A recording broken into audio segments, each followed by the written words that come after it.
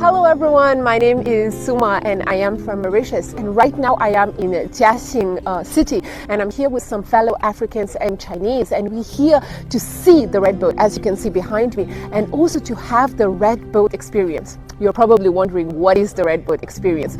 It's actually a feeling of the 13 people who were here to convene on a sacred meeting, and it's all about the feeling of keeping the secrecy and about the formation of the CPC, about the important decisions of what is going to be the CPC from now on.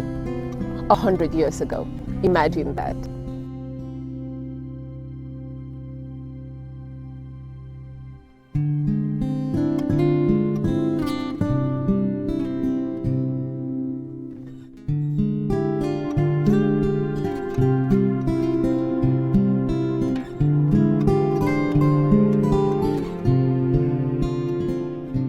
Okay guys, so right now we are at the South Lake Revolutionary Memorial Hall, and with me is the tour guide of today. And I wanted to ask you a question that near and close to the buildings there are 56 trees.